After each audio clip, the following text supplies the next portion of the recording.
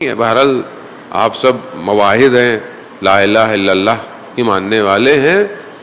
توحید تک پہنچنا، توحید کے اثرات زندگی میں، وہ چیزیں جو انسان کو رکاوٹ دیتی ہیں عملی توحید پر، بہرحال ہم کوشش کریں کہ اس کو بیان کریں. اور خود معصومین نے اپنے اقوال میں، اپنی گفتگو میں توحید کے بارے میں کیا کہا؟ توحید یعنی یگانہ پرستی ہے، یعنی لا الہ الا اللہ ہے، یعنی کوئی نہیں مگر سوائے تیرے. پہلے نفی ہے، یعنی پہلے آپ ڈکلائن کر رہے ہیں کس چیز کو؟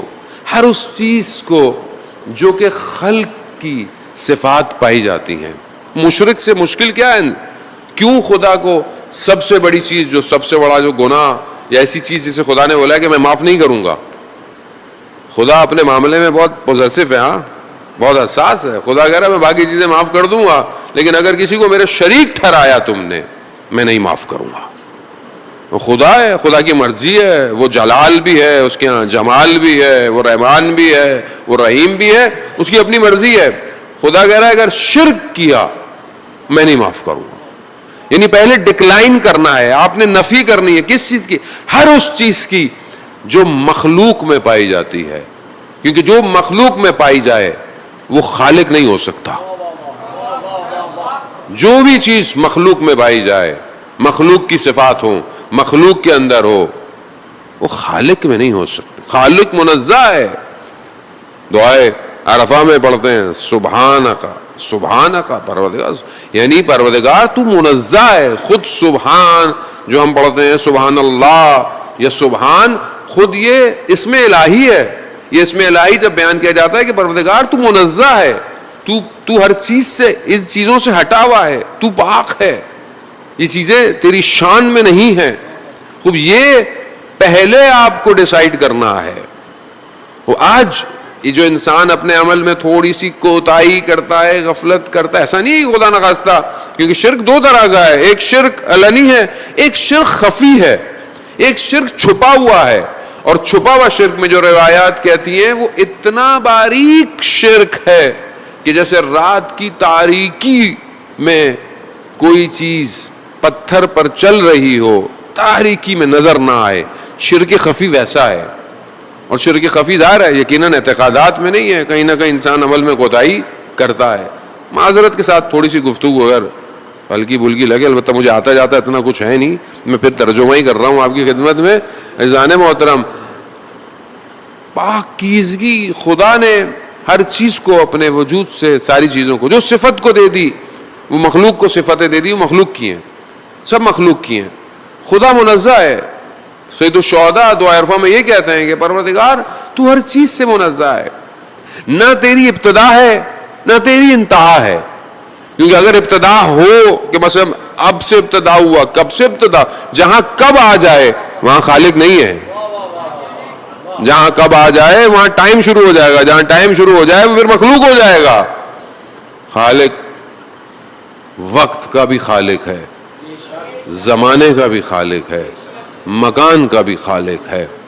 اب یہاں یہی وجہ ہے کہ جو اتنی گفتگویں دوسرے ادیان کے ساتھ مناظرے، وہاں سب توحید کی گفتگو ہے. سارا مسئلہ توحید کا ہے. کنتو کنزن مخفیا، میں چھپا ہوا خزانہ تھا، میں نے چاہا پہچانا جاؤں. خدا چاہتا ہے کہ مجھے پہچانو. اس نے پہچاننے کے لیے پورا سسٹم خلق کیا ہے.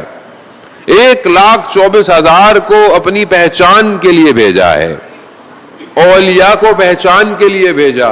خوب اس کو پہچانو. لیکن اگر یہ انسان اس کو نہ پہچانے اور اپنی شناخت میں کھو بیٹھے، عزیزان محترم، روز قیامت میں کتنی شرمندگی ہوگی. خدا خود کہتا ہے کہ میں نے، اے بنی آدم، میں نے سب کچھ تیرے لیے خلق کیا ہے مگر تجھے میں نے اپنے لیے خلق کیا ہے. لیکن آج انسان کے پاس وقت نہیں کہ اس اپنے خالق کو ایک سجدہ کر لے. خوب یہ انسان، خوب یہی توحید ہے. خوب یہاں پاک ہونا، منزہ ہونا. امام حسین علیہ الصلوۃ والسلام، اللہ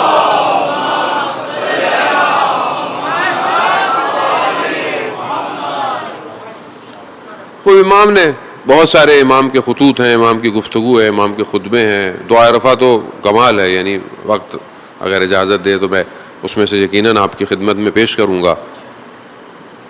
بصرہ والے لوگوں نے، کچھ لوگوں نے امام کو خط لکھا اور صمد کے بارے میں، کہ جو ہم سورۃ توحید میں بھی پڑھتے ہیں، بسم اللہ الرحمن الرحیم، قل واللہ احد اللہ الصمد لم یلد ولم یولد ولم یکن لہ کفوا احد. خوب یہ صمد کے معنی کیا ہیں؟ امام سے پوچھا. امام نے اس کی تعریف کی، امام نے اس کی تشریح بیان کیا. خوب اسی پورے فریز کو کئی اور احادیث کے اندر بھی جو ہے وہ بیان کیا گیا ہے. خوب سارا مسئلہ باقی ادیان کے ساتھ یہی تھا.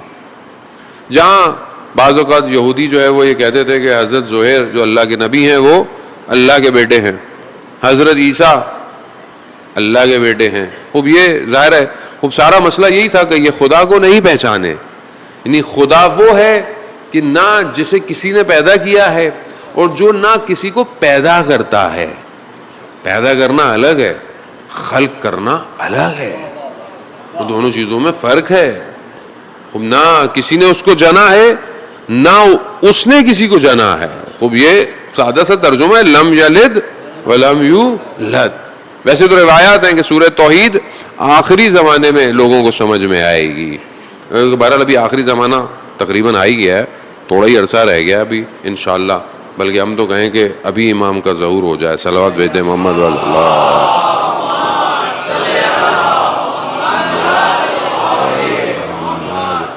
اب یہاں امام نے فرمایا کہ یہ اس کے معنی ہے، اور سمد یعنی اس کا کوئی یکسو، اس کا کوئی ہمکف، اس جیسا کوئی نہیں ہے، یعنی کوئی اس کی برابری نہیں کر سکتا. اب یہ صفت کہ کوئی اس کی برابری نہیں کر سکتا. لیس کا مثل ہی ہے، اس کے مثال اس جیسا کوئی نہیں ہے. انسان کی نہ ذہن میں آ سکتا ہے کہ انسان سوچتا ہے، تصور کرتا ہے. اگر انسان تصور کرے مثلا خدا ایسا ہے تو یہ تصور اس کے ذہن کی مخلوق ہے. خدا کسی کے ذہن کی مخلوق نہیں ہو سکتا. اگر کوئی وہم اور گمان کرے خدا کے بارے میں، خدا کسی کے وہم اور گمان میں آ نہیں سکتا. کوئی یہ سوچے کہ میں آنکھوں سے خدا کو دیکھوں گا. بعض ہمارے ہاں فرقے یہ کہتے ہیں کہ قیامت میں لوگ جو ہے وہ خدا کو دیکھیں گے. وہ کیسے دیکھیں گے خدا کو؟ اگر وہ خدا کو دیکھے تو وہ تو بدن ہوگا، جسم ہوگا، چاہے جس طرح کا بھی ہو. وہ جو آنکھوں میں سما ہے وہ خدا تھوڑی ہے. خدا نہیں سما. اب یہ کہ خدا ہے کیا؟ ابھی بچے بولے کہ خدا کیا ہے؟ وہ خدا، اہل بیت ائمہ فرماتے ہیں کہ خدا کی ذات میں نہ تفکر کرو نہ سوال کرو. خدا ادراکات سے بالاتر ہے. اس کی صفات پہ صحبت گفتگو کرو. جو اللہ نے، جو اللہ کے اسماء الہی ہیں، جو چیزیں اس میں صفات نہیں ہیں اس کی نفی کرو، جو صفات اس کے اندر پائی جاتی ہیں. وزان محترم، اب یہ معرفت جب بڑھتی چلی جاتی ہے تو پھر انسان کمال پہ پہنچتا ہے. توحید مضبوط ہونا بہت ضروری ہے. آج توحید کمزور ہے معاشرے میں، انسان ظلم کر رہا ہے، انسان کو خدا پر یقین نہیں ہے، انسان ایک دوسرے کا حق کھا رہا ہے، انسان کو یقین نہیں ہے کہ خدا دیکھ رہا ہے، انسان گناہ کر رہا ہے. وہ توحید کمزور ہے. اگر توحید انسان کی مضبوط ہو جائے، انسان پریکٹیکلی بہتری کی طرف بڑھ سکتا ہے. فرسٹ ورلڈ وار کی بات ہے 1914 اور 1918 کے درمیان میں. روزنائی عالم غیب جو کتاب مسجد جمکران سے پرنٹ ہوئی ہے، اس میں آیت اللہ حائری یزدی سے آیت اللہ شبزدندار نے اس بات کو بیان کیا. فرسٹ ورلڈ وار کی بات ہے کہ زمانے میں جب جنگ ہو رہی تھی مختلف جگہوں میں، تو زمانے میں ظاہر ہے رشیا، اس زمانے میں سوویت یونین، ایران کا بھی اسفیئر بہت بڑا تھا. اس زمانے میں ہر طرف سے لوگ جو تھے وہ جنگ کے اندر شامل تھے. تو ارومیہ کے بارڈر پہ کوئی نہ کہیں جنگ تھی رشین کے ساتھ. تو وہاں ایک ڈاکٹر جو تھا وہ تعینات تھا، جس کا کام تھا بہرحال زخمیوں کو جو ہے وہ ٹریٹ کرنا. تو وہ کہتا ہے میں نے دیکھا کہ کچھ لوگ ایک باڈی کو لے کر آ رہے ہیں. تو میں نے کہا شاید یہ لاش ہے, مر گیا ہے, لیکن میرے سامنے لا کے رکھا تو دیکھا اس کے اندر جو بندہ تھا وہ زندہ تھا. اس نے مجھے کہا کہ میرے پیچھے جو ہے نا وہ تیر لگ گیا ہے, نیزا ٹائپ, تم اسے نکال دو. تو اس نے کہا کہ میرے پاس ایسی دوائی نہیں کہ میں تمہیں بے ہوش کر کے نکال سکوں. کہا نہیں, مجھے مسئلہ نہیں ہے. کہا رات کا وقت ہے, اندھیرا ہے. تو کہا مسئلہ نہیں, تمہارے پاس چاقو ہے, تمہارے پاس جو ہے وہ جو پیبند لگاتے ہیں وہ ہے, کہاں ہے؟ کہا بس چاقو سے کاٹو اور جو ہے وہ مجھے اس کے بعد سی دو جو بھی ہے. کہا تمہیں تکلیف نہیں ہوگی؟ کہا نہیں مجھے کچھ نہیں ہوگا. کہا اس کو میں نے اٹھایا, پتھر پہ لٹا دیا, رات کی تاریکی تھی, میں نے چاقو سے کاٹا, نکالا, سیا. میں نے دیکھا کہ اس نے ایک چیخ بھی نہیں ماری. جب میں نے اس کے چہرے کی طرف دیکھا تو وہ زمین کی طرف تھا اور زمین اس کے چہرے سے روشن ہو رہی تھی. میں نے جب غور سے سنا تو وہ ذکر الہی میں مشغول تھا. جب میں نے سب کر لیا تو میں نے اسے پوچھا کہ تمہیں تکلیف کیوں نہیں ہوئی؟ تو اس نے کہا کہ جب امیر المومنین علیہ الصلوۃ والسلام کے اللہم صلی علی محمد